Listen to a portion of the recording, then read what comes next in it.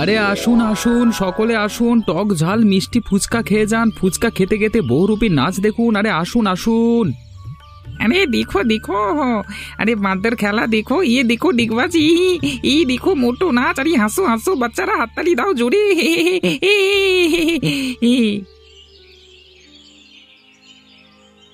বহুরূপী, এই নাচন করবার আর জায়গা পাসনি নাকি? কি ব্যাপার কি? প্রতিদিন দেখছি এখানে এসে নাচ শুরু করে দিচ্ছিস। এটা তোর বাবার জায়গা নাকি? বাবু, আপনি আমার বাবা তুলে কথা বলছেন কেন? আমি কি এমন পাপ কাজ করেছি? পাপ কাজ করেছিস মানে? তুই কোন গ্রাম থেকে এসে এখানে আমাদের গ্রামের লোকেদেরকে খেলা দেখিয়ে তাদের থেকে পয়সা লুটে নিয়ে চলে যাবি? সেটা আমি দাঁড়িয়ে থেকে সহ্য করব? বাবু, আমি তো তেমন কিছু করিনি, নিজের কর্তব্য করে খাচ্ছি। হ্যাঁ, একেবারে উদ্ধার করে ফেলেছ। আরে আমি হলাম পঞ্চায়েত সমিতির মেম্বার। পঞ্চায়েতের অনুমতি নেওয়া আছে কি? যদি অনুমতি নেওয়া না থাকে তাহলে এখানে সব করা যাবে না। কি হলো কি? এখানে এত হট্টগোল কিসের? দেখো না ভাই, আমি এখানে ছোট ছোট ছেলেদের খেলা দেখি আনন্দ দিই, আর উনি এসে আমাকে হুমকি দিচ্ছেন। হুমকি নয় রে সালা, আমি যা বলছি সত্যি করে বলছি। কালকে থেকে যেন দেখি এখানে সব পরিষ্কার। এসব নাটকবাজি আমি সহ্য করবো না বলে দিলাম। কিন্তু আমরা করে কমে খাচ্ছি, সেটাও কি তোমাদের সহ্য হচ্ছে না? এই, আমি আর কোনো কথা শুনতে চাই না। কালকে যদি এখানে দেখতে পাই তাহলে সবার জরিমানা করা হবে। না, আর মনে হচ্ছে আমার এখানে আসা হবে না। বাচ্চারা, তোমরা সাবধানে থেকো। তোমাদের আর আমি খেলা দেখাতে পারবো না গো।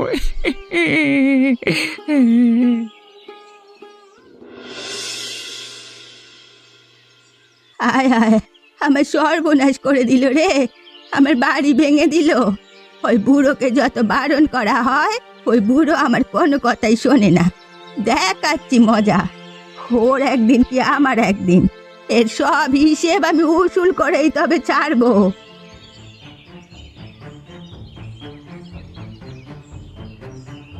এই বুড়ো, তাড়াতাড়ি বেরিয়ে আয় বলে দিলাম। লোকের ক্ষতি করে এভাবে লুকিয়ে বসে থাকিস না। তোর বড্ড বার বেড়েছে, তোর অবস্থা আমি খারাপ করে দেব। কি হয়েছে বুড়ি? ভরা বিকেল বেলায় তুমি এখানে চিৎকার চেঁচামেচি করছো কেন? মাথায় ভূত ধরেছে নাকি? ওরে শয়তান বুড়ো, আমার বাড়ির দিকে তাকিয়ে দেখ। তোর নারকেল গাছগুলো থেকে নারকেল আমার বাড়ির চালার উপর পড়েছে। আমার বাড়ির 12টা বাজিয়ে দিয়েছে। এখন এর গুণগারকে দেবে? তার মানে নারকেল গাছ থেকে পড়েছে, তা আমি কি করব? কি করব মানে? নারকেল বিক্রি করে ভালোই তো টাকা কামাচ্ছিস, সে টাকা কি আমাকে দিচ্ছিস? বুড়ো হয়ে মরতে চললি, এখনো পয়সার লোভ গেল না? তোমার সেই বছরের পর বছর ধরে আমার উপর হিংসে গেল না, তাই না? বুড়ো হয়েও তো তুমি মরতে চললে, এখনো পর্যন্ত হিংসে গেল না। আমি কি তোর ক্ষতি করতে এসেছি, নাকি নারকেল দিয়ে তোর ঘরের চালা ভাঙিয়ে দিয়েছি? একদম উল্টো পাল্টা কথা বলবে না। তোমাদের হিংসার জ্বালায় মনে হচ্ছে মরে গিয়ে আমাকে নরকে যেতে হবে। ঠিক আছে, তাই হোক। আমি এ গাছ আর রাখবো না। গাছের কাঠ দিয়ে তোমাকে আর আমাকে দুজনকেই পোড়াতে হবে। সে কথা ভেবেই কাজগুলোকে আমি কাটিয়ে দেবো। হ্যাঁ, কথাটা যেন মনে থাকে, আর কথা মতো যেন কাজ হয়। অন্তত বুড়ো বয়সে মরবার সময় একটা ভালো কাজ করে দাও, তাহলে সবাই শান্তি পাবে। এই নারকেল গাছটা ছিল বলেই এখান থেকে ফল পেড়ে খেতে পারত। একবার গাছগুলো কাটি, তারপর বেটারা বুঝবে মজা।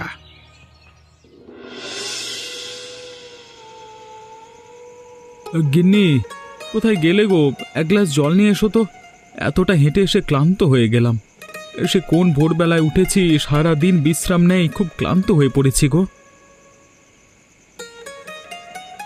কি ব্যাপার গো, আজকে তোমাকে একটু উদাস বলে মনে হচ্ছে? কিছু হয়েছে নাকি? কি আর বলবো, ঝামেলা হয়েছে। কিছু কিছু মানুষের মানসিকতা এত খারাপ, সত্যি সহ্য করা যায় না। কেন, কেউ কিছু বলেছে নাকি তোমাকে? আমাকে না, আমাদের পাড়ার ওই পঞ্চায়েত সদস্য নিজেকে বিশাল কিছু মনে করে। ওই রামলাল আছে না, আমাদের ওই মাঠে যেখানে আমি ফুচকা নিয়ে বসি, সেখানে একটি বহুরূপী ছোটদের খেলা দেখিয়ে উপার্জন করত। সেই উপার্জন এই রামলাল বন্ধ করে দিল। কেন? তোমরা তো তোমাদের মতো উপার্জন করছো, তাতে ওর কি সমস্যা হচ্ছে? আরে হিংসে হিংসে হিংসে মানুষকে কোথায় নিয়ে যেতে পারে বলো তো? একটা মানুষ তার পরিবারকে চালানোর জন্য দিনরাত পরিশ্রম করেছিল, সেটা আর সহ্য হলো না।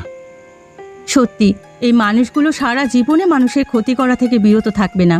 তাহলে কি এখন সেই লোক আর এখানে আসবে না? আমি তো বারবার বললাম ওদেরকে ভয় পাবার কোনো কারণ নেই, শুধু শুধু ভয় পাবার কিছু নেই, কিন্তু ওরা কিছুতেই আমার কথা শুনলো না। দেখো, তোমার সঙ্গে যেন কোনো ঝামেলা না হয়, না হলে কিন্তু আমাদের ঘর সংসার চলবে না। ওই একমাত্র ফুচকার ব্যবসাই আমাদের সম্বল। না না, আমি পিছিয়ে আসবার পাত্র নই।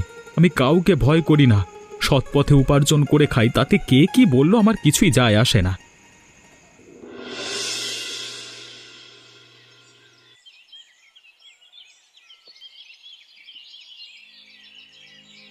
যা, এটা কেমন হলো? আজকে তো মাঠে দেখছি একটাও লোক নেই। আমার ফুচকা ব্যবসা তাহলে গেল নাকি?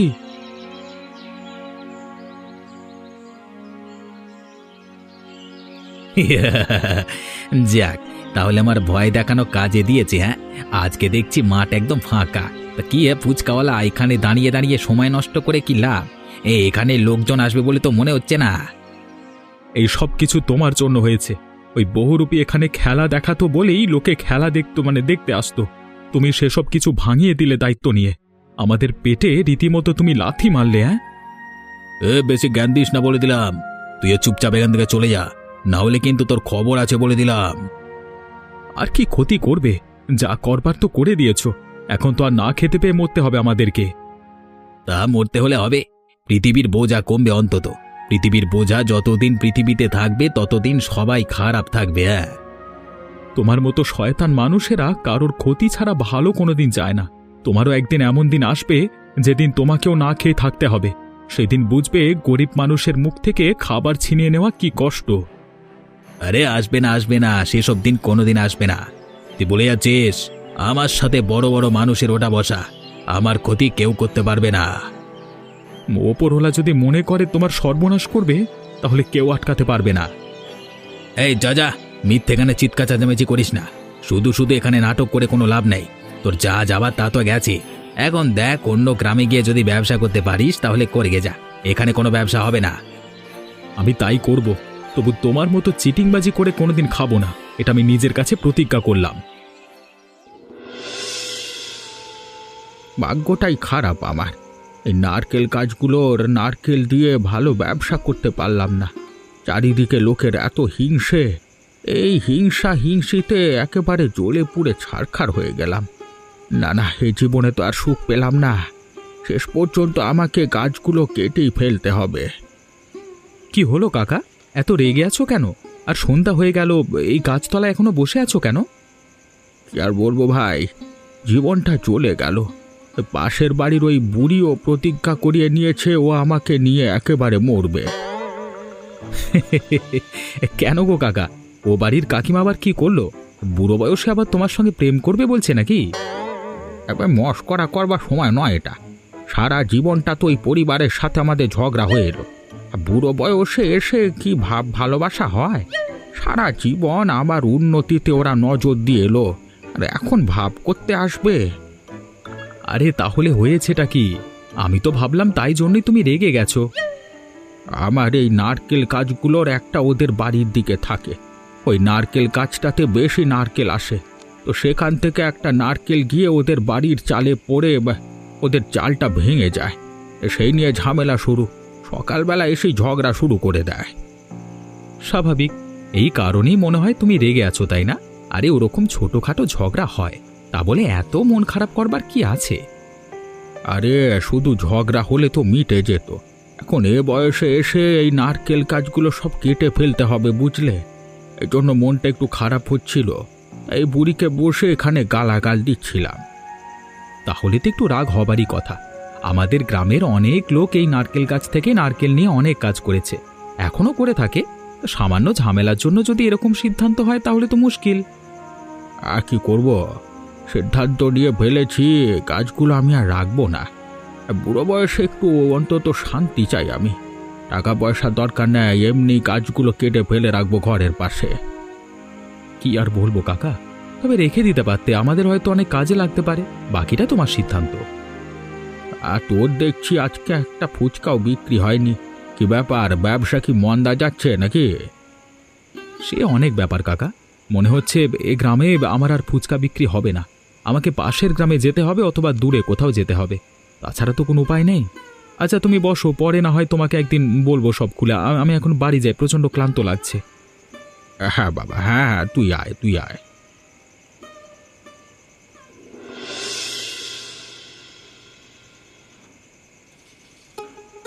তাহলে কি সিদ্ধান্ত নিয়েছো তুমি? তুমি পাশের গ্রামে কাল থেকে ফুচকা বিক্রি করতে যাবে? তাছাড়া তো কোনো উপায় নেই।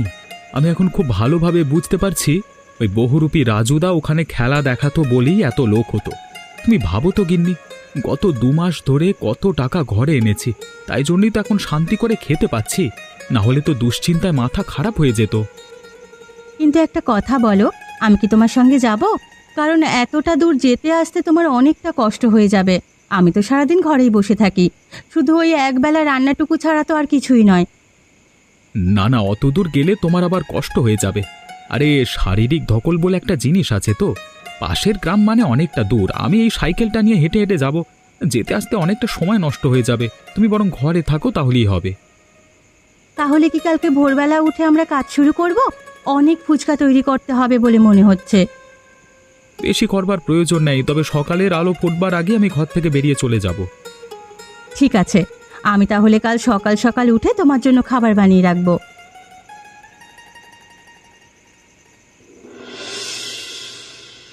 কি বাবা, তুমি খাবে না? আমার জন্য শুধু খাবার বেরিয়ে আনলে কেন? না রে মা, আমি খাবো না।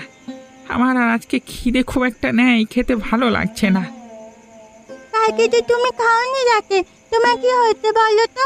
কদিন তুমি বাড়ির বাইরে বাইরে একদম যাচ্ছ না, রাত হলে কিছু না খেয়ে শুয়ে পড়ছো। তোমার কি শরীর খারাপ করছে নাকি বাবা? আরে না রে মা, শরীর খারাপ করবে কেন? এমনি খেতে ইচ্ছে করছে না। আসলে কদিন হলো বহুরূপীর খেলা দেখিয়ে ছোট ছেলেদের আনন্দ দিতে পারছি না, তো তাই জন্যই। তুমি তো পাশের গ্রামে যাচ্ছিলে, কিন্তু কি হলো? তুমি আজ এখানে যাও না কেন? তুমি তো আমাকে কিছুই বললে না।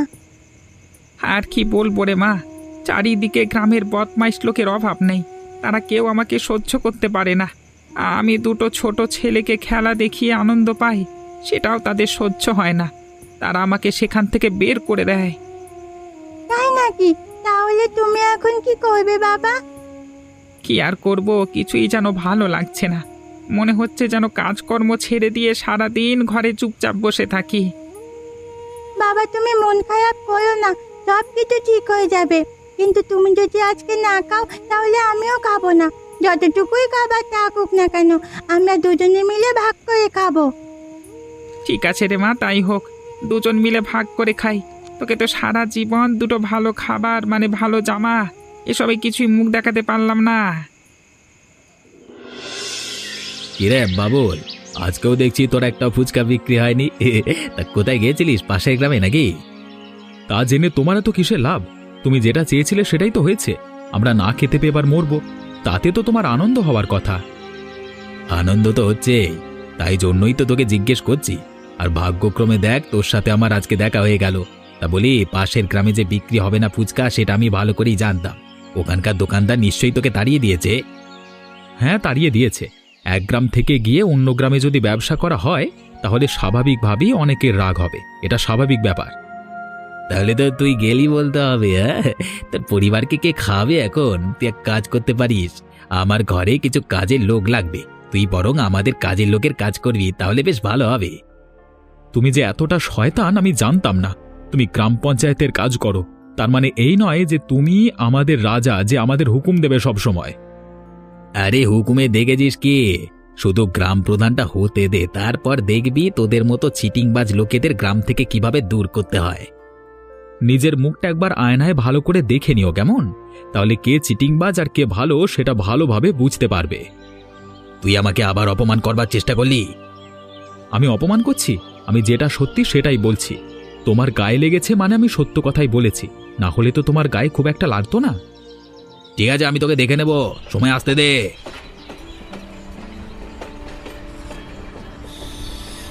আরে তাই তো, আমি যদি এই ট্রেন লাইনের মতো একটা আলাদা রাস্তা করতে পারি, তাহলে তো হ্যাঁ হ্যাঁ, ঠিক ঠিক ঠিক। আজকে রাতেই তাহলে আমাকে একবার গিরিধর কাকার কাছে যেতে হবে, তারপর সেখানেই হবে সমস্যার সমাধান।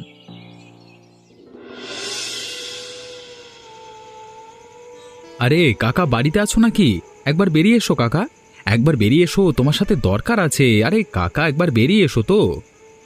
কে রে, সন্ধেবেলা কে এলি? বাবুল নাকি? হ্যাঁ কাকা, আমি। শুনলাম তোমার ওই শুকনো নারকেল গাছ কটা কেউ নিচ্ছে না। ভাবলাম দরকার হলে আমিই নেব, যেহেতু তুমি আমার কাছে সবটা বলেছিলে, তাই ভাবলাম আমার নিজেরও দরকার, তাই। তুই নিবি? ওই কাটা গাছ দিয়ে কি করবি রে? কাঠ তো এই জ্বালানি হিসেবে কাজের না। এবার একটু আলাদা কাজের জন্য দরকার। আলাদা মানে? শুনি দেখি কেমন কাজ। আমাকে কিছু লোকাস না, সমস্ত কিছু সত্যি করে বল। তুই যে টাকা দিয়ে গাছের গুঁড়িগুলো কিনবি, সেই টাকা দিয়ে তো ভালো করে সংসার চালাতে পারতিস। ভাবলাম একটা রাস্তা বানাবো কাকা, নারকেল গাছের গুঁড়ি দিয়ে ট্রেন লাইনের মতো করে সাজাবো, সোজা মাঠ পেরিয়ে হাট পর্যন্ত যাবে।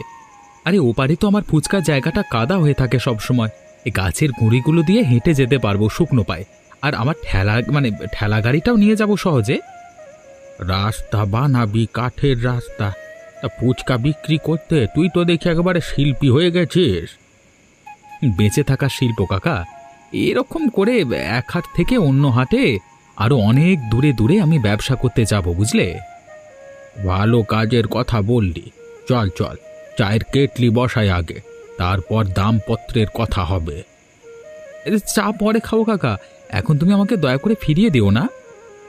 আরে না না, আমি ফিরিয়ে দেব না, তোকে কোনো টাকা দিতে হবে না। তুই এই কাটা গাছগুলি বিনা পয়সাতেই নিয়ে যা। এবার আমাকে কেউ আটকাতে পারবে না। আমি ধীরে ধীরে লোককে দেখিয়ে দেব আমি কত ভালো ব্যবসা করতে পারি। এই ভোরে আবার কি কাণ্ড করেছিস রে বাবলু? মাঠটাকে কেমন কুম্ভ মেলা বানিয়ে ফেলেছিস দেখছি। তোর ব্যাপারটা কি বল দেখি। রাস্তা বানাচ্ছি কাকিমা, এই রাস্তা দিয়ে আমি অনেক দূরের গ্রামে ব্যবসা করতে যাব, অনেক ভালো টাকার ব্যবসা করব। রাস্তা? নারকেল গাছের গুঁড়ি দিয়ে রাস্তা হয় নাকি রে? তুই বুঝি কারিগর হইছিস রাতারাতি? নাকি ফুচকার দোকানটা এবার ব্রিজের ওপর খুলবি? সে যা করব দেখে নেবে, আমি তো আর চোরের মতো কোনো কিছু করছি না। যা করছি সবার সামনেই করছি, অতএব যা দেখবার সামনাসামনি দেখে নাও। বেশি বড় কথা শিখে গেছিস আজকাল। তুই জানিস না এই জমিটা কার? তোর সব কাঠের কাণ্ডে কেউ মানাবে না। কালই গিয়ে বলবো পঞ্চায়েতে, এটা ঝামেলা পাকাবে। হ্যাঁ, তোমার তো সারা জীবন কোনো কাজকর্ম নেই, মানুষের ক্ষতি ছাড়া ভালো তো কোনোদিন চাওনি, তাই তোমার এই অবস্থা। আমাকে এত বড় কথা? বেশ, তোর কাজ তুই কর, সময় হলে বুঝবি কে কার রাস্তা কেটে নেয়। আমাকে তো চিনিস না, আমি কালো বিড়ালের থেকেও খারাপ। সকালবেলা একটা ভালো কাজ করছি, দিল মেজাজটা গরম করে যত সব। গিন্নি, আরে কোথায় গেলে গিন্নি? তাড়াতাড়ি বেরিয়ে এসো, তোমার সাথে কথা আছে। আরে ও গিন্নি, কোথায় গেলে? এসো এসো, বেরিয়ে এসো।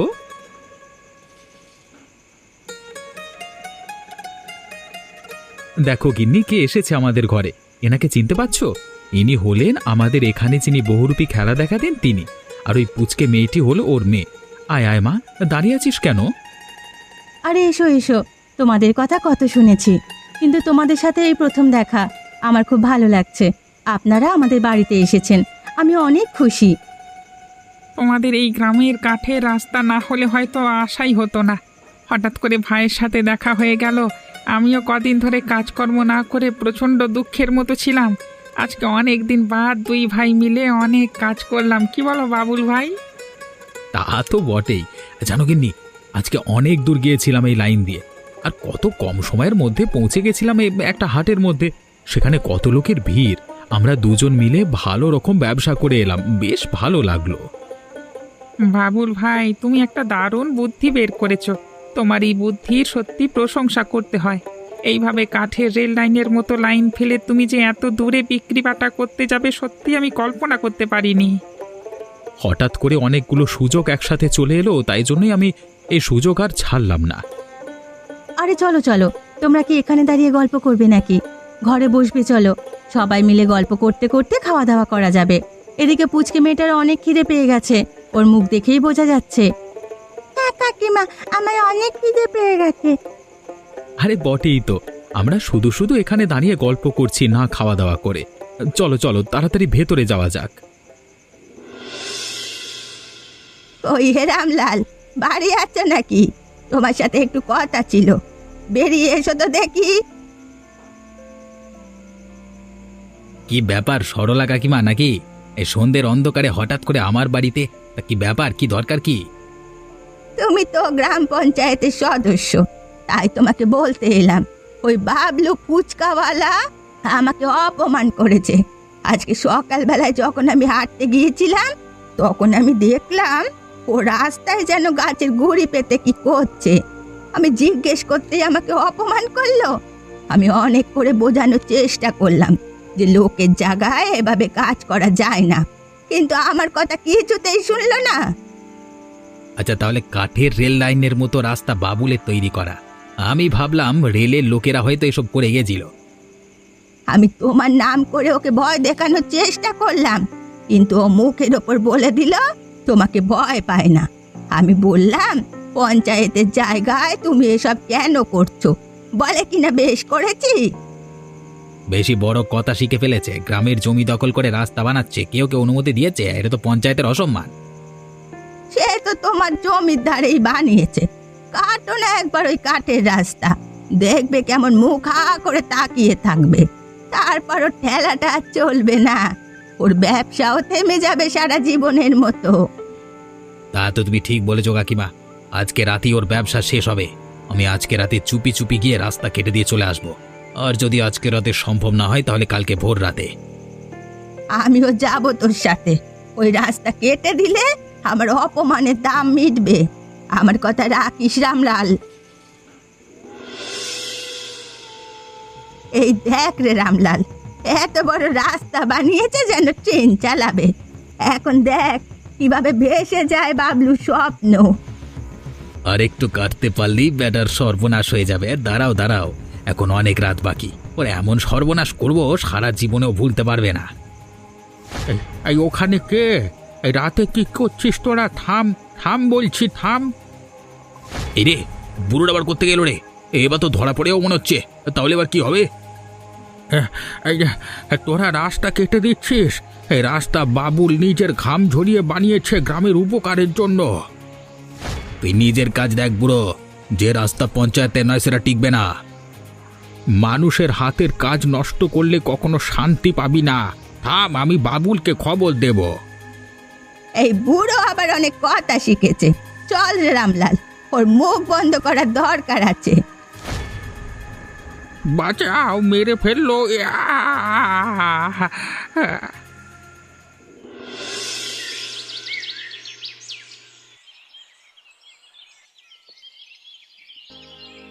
দেখো, গিরিধারী কাকা মনে হচ্ছে চোখ খুলছে। জল, একটু জল, আমাকে একটু জল দাও। কাকা, কি হয়েছিল তোমার? তুমি ওইভাবে ওখানে পড়েছিলে কেন? কেউ তোমার কোনো ক্ষতি করেছিল নাকি? তোমার মাথায় আঘাত? কালকে রাতে আমি ওই পথ দিয়ে যাচ্ছিলাম, দেখলাম সরলা বুড়ি আর রামলাল দুজনে মিলে তোর তৈরি করা ওই কাঠের পথটা কেটে দিচ্ছে। আমি বাধা দিতে গেলে আমাকে ওরা মারে। ওরা ওরা আমার রাস্তা কাটছে? আমার রক্ত ঘামে বানানো পথ ওরা তোমার উপর হাত তুলেছে কাকা? অনেক হয়েছে ভাই, আজকে আমাদের আর নীরব থাকলে হবে না। আমাদের সমস্ত কথার উত্তর দিতেই হবে।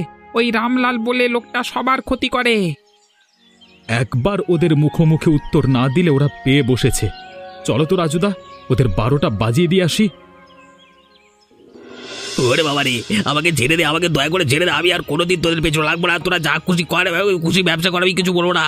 দয়া করে ছেড়ে দে, দয়া কর। ছেড়ে দেব? তুই আমাদের অনেক অত্যাচার করেছিস। আমাদের তো ছাড়, ওই বুড়ো মানুষটাকে পর্যন্ত তোরা ছেড়ে কথা বলিস না। কিন্তু কিন্তু তোরা আমাকে মারছিস কেন? আমাকে কোথায় নিয়ে যাবি? আমি রাস্তাটা তৈরি করেছিলাম আর তুই রাস্তাটা কেটেছিস। এখন তোকে বোঝাবো রাস্তা কাটবার ফল কি হতে পারে। এ কি, তোমরা এভাবে ওকে মারছো কেন? ওকে ছেড়ে দাও, মেরো না এভাবে, ওর তো কষ্ট হচ্ছে। তুমি বেশি কথা বললে না তোমাকে এখানে মেরে ফেলে রেখে দিয়ে যাবো। তুমিও তো ছিলে কালকে রাতে, তাই না? আমরা কাউকে এখন ছাড়বো না। আমি আর কিছু বলবো না, তোমাদের যা ইচ্ছে তাই করো, আমি পালালাম এখান থেকে। ওরে বাবারে, আমি আর কোনোদিন রাস্তা কাটবো না। পঞ্চায়েতে যে টাকা আসে গ্রামের জন্য, সেখান থেকেও টাকা মারবো না। আমাকে তোমরা ক্ষমা করে দাও। আমাদের গল্প ভালো লাগলে চ্যানেলটিকে সাবস্ক্রাইব করে দিতে বলবেন না।